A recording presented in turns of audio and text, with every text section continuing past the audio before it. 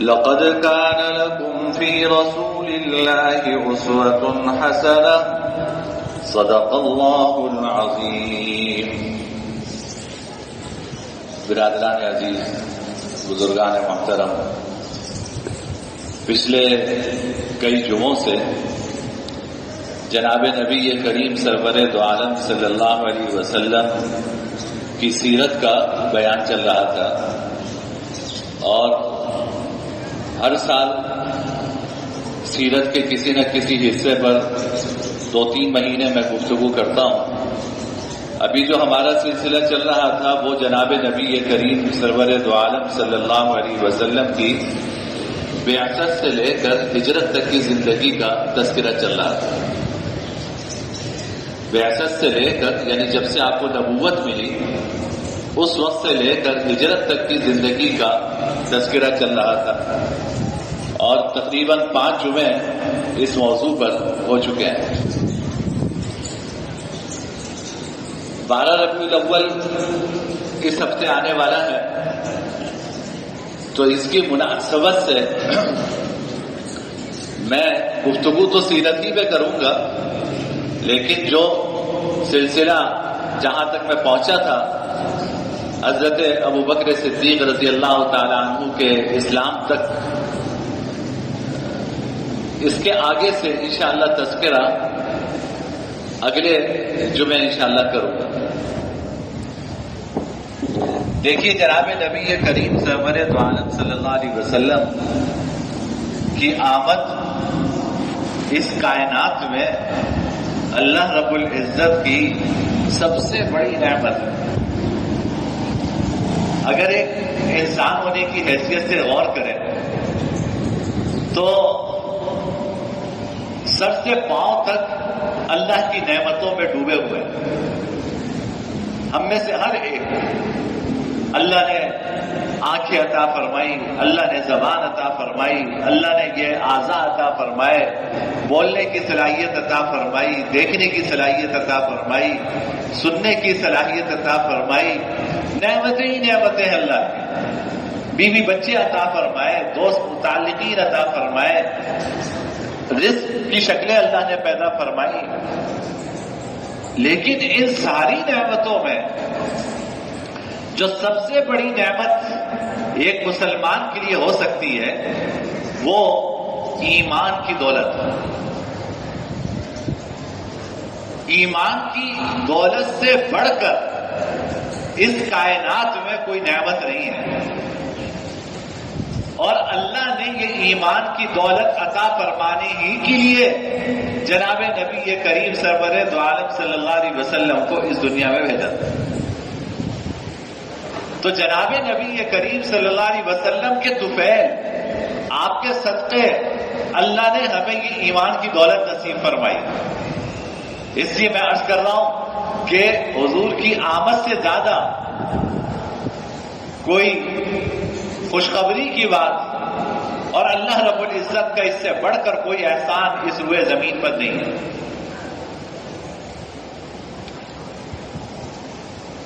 اور آپ سے محبت ہر مومن کے ایمان کا حصہ ہے۔ حدیث میں فرمایا لا یؤمن احدکم حتی اکون احب الیہ من والدہ وولدہ والناس اجمعین۔ فرمایا کہ تم میں سے کوئی شخص کامل مومن اس وقت تک نہیں ہو سکتا جب تک میں اس کے نزدیک اس کے والدین، اس کی اولاد، ساری کائنات سے بڑھ کر محبوب نہ بن جاؤں۔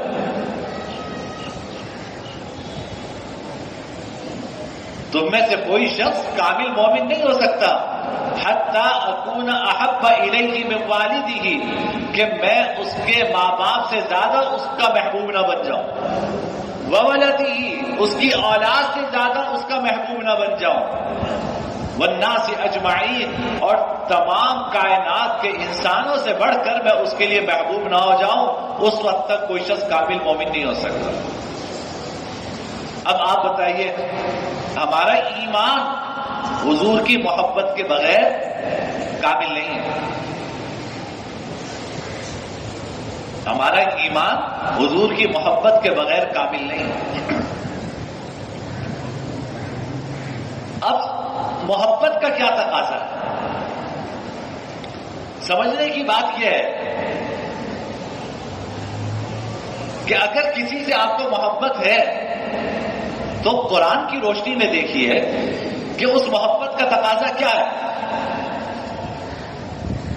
قرآن کہتا ہے قل ان کنتم تحبون اللہ فاتبعونی یحببکم اللہ ویغفر لکم ذنوبکم قل اطیعوا اللہ والرسول.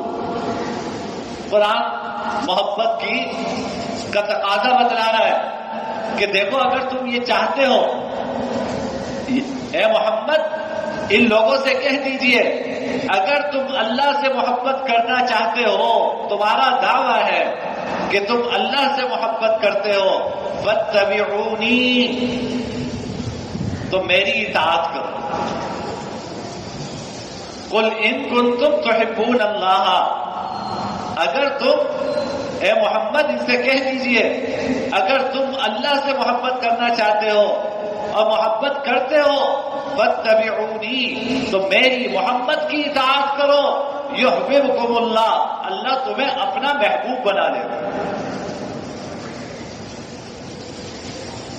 کمال اس آیت کا یہ دیکھیے کہ شروع میں کیا کہہ رہے ہیں. اللہ فرما رہے کہ اگر تم اللہ سے محبت کرتے ہو، یعنی تم محبت کرنے والے ہو، تم عاشق ہو، تم محب ہو، تو محمد کی اطاعت کرو. تو یہ نہیں کہ تم محب بن جاؤ گے، نہیں، اللہ تمہیں اپنا محبوب بنا لے. محمد کی اطاعت کرو، اللہ تمہیں اپنا محبوب بنا لیں گے. وَيَغْفِرْ لَكُمْ ذُنُوبَكُمْ اللہ تمہارے سارے گناہ معاف فرما دیں گے. قُلْ أَطِيعُوا اللَّهَ وَأَطِيعُوا الرَّسُولَ کہہ دیجئے اللہ اس کے رسول کی اطاعت کرو. تو قرآن کی یہ آیت جو سورہ آل عمران کی ہے، اس نے بتا دیا اگر تم محبت کا دعویٰ کر رہے ہو تو اس محبت کا تقاضا ہے کہ رسول کی اطاعت کرو.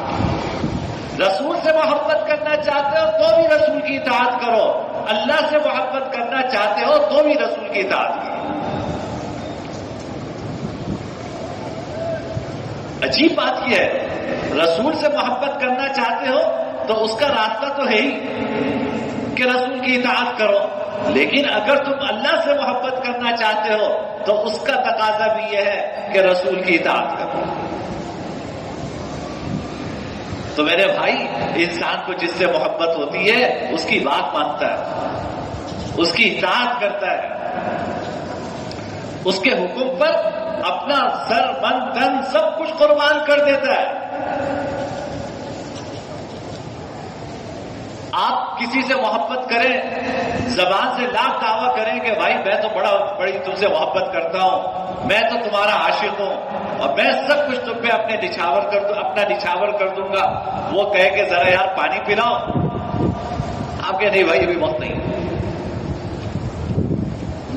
آپ بتاؤ کہ یہ محبت کا مذاق ہے نہیں ہے؟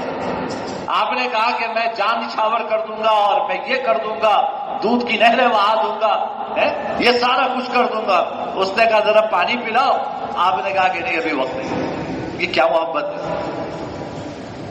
یہ تو محبت نہیں ہے، محبت کا مذاق ہے. اگر حضور سے محبت ہے تو حضور کی اطاعت کرنی ہے، قرآن کے احکامات پہ چلنا ہے، جناب نبی کریم سرور دو عالم صلی اللہ علیہ وسلم کی احادیث پر عمل کرنا ہے، آپ کی اسوہ حسنہ کو، آپ کی حیات طیبہ کو اپنی آنکھوں کا سرما بنانا ہے. تو پھر یہ حضور سے محبت ہے. حضور جیسے اخلاق اختیار کرنے ہیں، حضور جیسی گفتار اختیار کرنی ہے. حضور اپنا گھر میں جو رہن سہن تھا حضور کا، وہ رہن سہن اختیار کرنا ہے. اپنی نمازیں حضور جیسی نمازیں جیسی بنانی ہے. یہ سارے کام کریں گے تو جناب نبی کریم سرور دو عالم صلی اللہ علیہ وسلم کی محبت کے دعوے میں سچے ہوں گے۔ یہ کوئی محبت نہیں ہے۔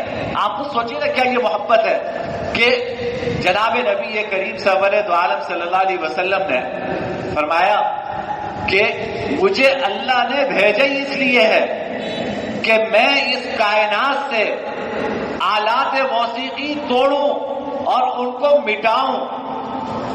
مجھے اللہ نے بھیجا ہی اس کام کے لیے ہے۔ جب مکہ فتح ہوا، جناب نبی کریم سرور دو عالم صلی اللہ علیہ وسلم نے حضرت علی کو بھیجا کہ جہاں کوئی بت نظر آئے وہ توڑو، جہاں کوئی آلہ موسیقی نظر آئے وہ توڑو۔ حضور یہ فرما رہے ہیں، حضور یہ فرما رہے ہیں۔ دوسری طرف ہمارا طرز عمل کیا ان دنوں مزید آپ کو نظر آئے گا کہ حضور کی مدح و ثنا ہو رہی ہے انہی آلات موسیقی پر۔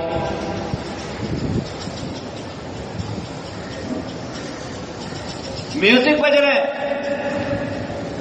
ان میوزک کی دھنوں میں حضور کی مدح و ثنا ہو رہی ہے،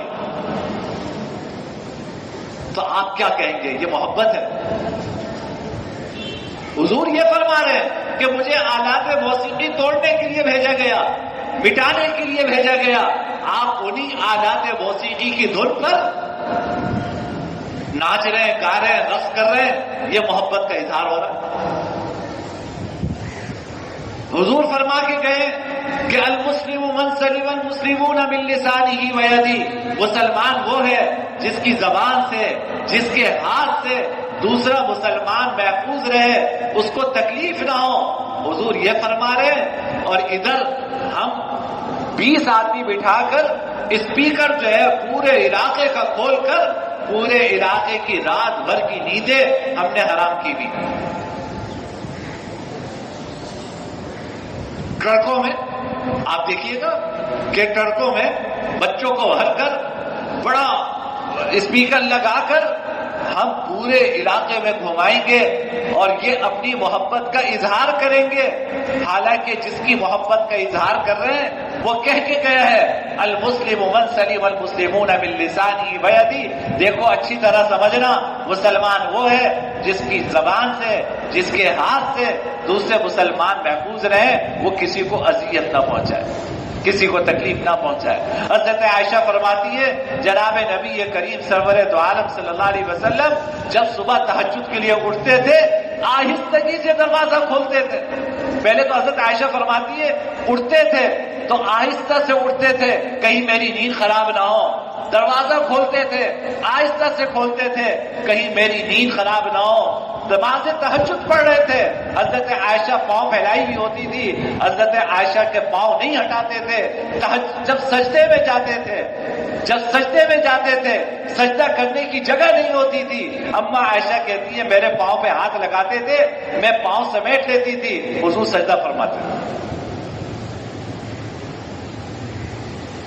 ہم پوری قوم کو اذیت پہنچانے پہ تلے ہوئے ہیں، ہم پورے معاشرے کو تکلیف پہنچانے پر تلے ہوئے ہیں۔ حضرت عائشہ فرما رہی ہے جناب نبی کریم صلی اللہ علیہ وسلم تہجد کے لیے اٹھتے تھے تو یہ نہیں آپ کسی دن تہجد کے لیے اٹھ جائے گھر میں ایک ہنگامہ برپا ہو جاتا ہے، آج جناب والا نے روزہ رکھا ہے یا تہجد پڑھ رہے ہیں، ادھر شور ادھر شرابہ، نیندیں خراب ہو رہی ہیں، آج تہجد ہو رہی ہے۔ ہمارے حضور تو یہ نہیں کرتے تھے۔ حضرت انس کہتے ہیں، حضرت انس 10 سال حضور کی خدمت کی، چھوٹے سے بچے تھے، ماں نے حضور کے حوالے کر دیا تھا یا رسول اللہ یہ آپ کے در پہ قربان۔ حضرت انس کہتے ہیں خدمت النبی صلی اللہ علیہ وسلم 10 سنین ما قال لی ولا لما صنعت ولا اللہ صنعت۔ میں نے 10 سال حضور کی خدمت کی، آپ نے کبھی مجھے ڈانٹا نہیں، مجھ سے یہ نہیں پوچھا کہ یہ کام کیوں کیا، مجھ سے یہ نہیں کہا یہ کام کیوں نہیں کیا۔ 10 سال حضرت انس نے خدمت کی۔ آپ سوچئے 10 سال کا بچہ کسی کی خدمت میں ہو کتنے کام بگاڑتا ہوگا، کتنے کام طبیعت کے خلاف کرتا ہوگا، لیکن حضور نے یہ نہیں کہا لما صنعت ولا اللہ صنعت، انس یہ کیوں کیا، انس یہ کیوں نہیں کیا. یہ ہے تعلیمات.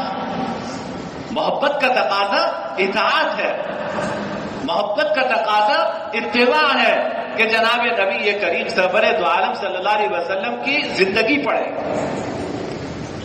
آپ کی احادیث پڑھیں. آج تو سب سے بڑا فتنہ آج کے دور کا، اللہ ہم سب کی حفاظت فرمائے، وہ حدیث کے انکار کا فتنہ ہے.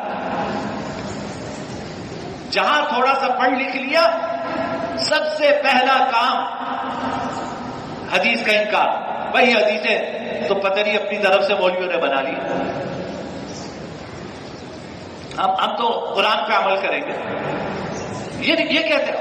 اور عجیب بات یہ ہے، 1400 سال پہلے جناب نبی کریم سرور دو عالم صلی اللہ علیہ وسلم نے اپنی زبان سے آج کی پیشن گوئی فرمائی تھی. یہ جملے میں نے آج اپنے کانوں سے سنے ہیں. حضور فرما کے گئے تھے، ہرگز ایسا نہیں ہونا چاہیے کہ میرے پاس کوئی شخص میری حدیث، تمہارے پاس کوئی شخص میری حدیث لے کر آئے اور تم جو ہے ٹیک لگا کے مزے سے بیٹھے ہو اور پھر کہو کہ ہمارے لیے قرآن کافی ہے، ہمیں حدیث کی ضرورت نہیں. ہرگز ایسا نہ ہو کہ تمہارے پاس میری کوئی حدیث لے کر آئے، تم ٹیک لگا کے بیٹھے ہوئے ہو اور تم ٹیک لگائے بے نیازی کے ساتھ یہ کہو کہ ہمارے لیے قرآن کافی ہے، ہمیں حدیث کی ضرورت نہیں. فرمایا کہ میں ہرگز ایسا نہ پاؤں. اور میں نے اپنے کانوں سے ان ٹیک لگائے ہوئے لوگوں کو دیکھا ہے، ان کی باتیں اپنے کانوں سے سنی ہیں. کہتے ہیں کہ حضور کی حدیث کیا ہوتی. وجہ یہ ہے کہ قرآن کریم میں تو اجمالی احکامات ہیں، قرآن کریم میں تو اصولی باتیں ہیں، دین کی اصولی باتیں ہیں. لیکن ان دین کی اصولی باتوں پر عمل کیسے کرو گے، ان کے اوپر اپنی زندگی کیسے گزارو گے، یہ جناب نبی کریم صلی اللہ علیہ وسلم کی احادیث بتلاتی ہے. اگر آپ ان احادیث کو ایک طرف کر دیں تو پھر آپ کی مرضی ہے. آپ مجھے بتائیے، اگر ان حدیثوں کو ایک طرف کر دیں، جناب نبی حدیث کیا ہے؟ جناب نبی کریم صلی اللہ علیہ وسلم کا قول، آپ کا فعل، یہ حدیث ہے. اگر حضور کے فرمان کو، حضور کے ارشادات کو، حضور کے عمل کو اگر آپ ایک طرف رکھ دیجئے تو مجھے نماز پڑھ کے دکھا دیں، مجھے قرآن کریم سے نماز پڑھ کے دکھا دیں. پورے قرآن کریم میں جگہ جگہ اقیم الصلاح ہے، نماز قائم کرو، نماز قائم کرو، نماز قائم کرو. کیسے نماز پڑھیں؟ پورے قرآن میں ایک آیت نہیں ہے جس نے آپ کو نماز کا طریقہ سکھایا. آپ کہتے ہیں قرآن کافی ہے. ارے میرے بھائی، قرآن تو دستور ہے، اس دستور کی تشریح جناب نبی کریم صلی اللہ علیہ وسلم کی احادیث ہے.